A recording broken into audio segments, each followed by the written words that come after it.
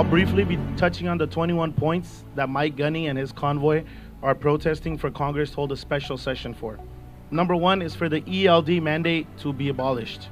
What that mandate does is creates another billion-dollar industry on top of an already struggling trucking industry.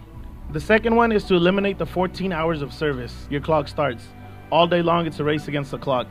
Whether you're loading, unloading, taking a lunch break, fueling, that 14-hour clock is ticking. It does not stop for anything. If there was a leniency or a flexibility in the hours of service, that'd be great. So we want to completely eliminate the 14 hours of service. The third one we want is to restructure the FMCSA. We want them to restructure so there should at least be some former truckers or people that have some link to the trucking industry. They know the hazards. They know what goes on, the worries, the concerns, what happens with the truckers. The fourth one we want is to abolish speed limiters or split speeds to govern all the trucks to only go 60 or 65 miles an hour. That's not right because every state has its own speed limit. California is 55. You got to Texas and it's 80 miles an hour. The fifth, we want to abolish the CSA scoring. For the sixth, we want them to toughen up on CDL training and to educate the public about commercial vehicles. A 80,000-pound fully loaded truck is going to take a longer time to stop than a car is. You know, when you go take your drive test, one of the requirements should be that you have to safely pass a commercial vehicle on the freeway. Number 7, we want higher standards for driver trainers. The people that are training the drivers, they hold the future in their hands. They should get some kind of certification that says that they are certified by the state or by the federal driver trainer. Number 8, parking availability. Everybody here knows that there's a parking issue if you're a trucker. They want to implement an ELD. Right now, there's no place to park the trucks. So they want us to stop in the middle of nowhere. What if our truck logbook says it's over? They want to stop on Highway 99, Highway 5? Number 9, fines for shippers and receivers. Everybody knows once you pick up a load, you have a set appointment. You have to be there 9 a.m., 5 a.m., whatever. If you late, Safeway going to charge you $500. You late, Costco going to say next day. What about when we go pick up a load and we sitting there almost 1 day, 2 days sometimes? You know, why are there no fines for them? Number 10 is abolish government subsidies for HB1 visas. The mega carriers or the big companies, they should hire truckers that are already here present that have Class A licenses. There is no shortage of truckers in America. Number 11, driver paid miles and on duty. Everybody knows we get paid by the mile. That's not an issue. But what about when we're sitting waiting to get loaded? We're still on duty. You know, our clock, 14-hour clock is still ticking. Does anybody work for free? So why do we have to sit and wait for free? You haul produce and they tell you the first 4 hours are free. Who works for free? We're not getting paid. Number 12 is a driver's right to protection and privacy. This is a very key point here. Driver's protection. If you Google, in the last 4 months, there have been countless numbers of shootings, stabbings, robbings of drivers. Number 2, privacy. They want to put ELDs in our trucks. They want to electronically GPS track us. Are we criminals? Are we on house arrest? Do they want to put like an ankle bracelet on us? We have not committed any crime.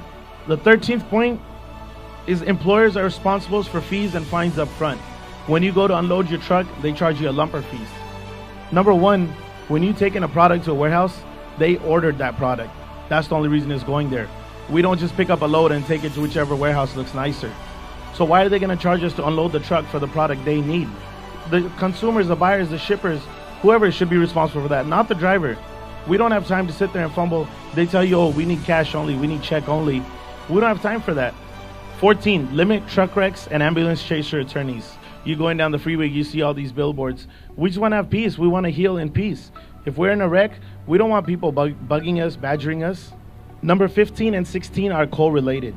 They talk about emissions control. As everybody knows, California was the only state that required DEF to be put in trucks, and that's why a lot of people had to sell their trucks that were working completely fine.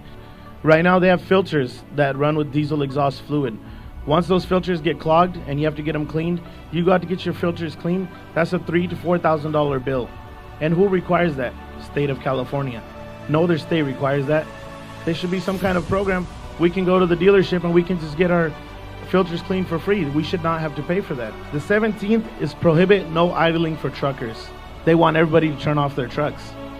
You know, if it's minus 10 degrees, you're sitting inside a metal truck, that's going to go to minus 15, minus 20 degrees.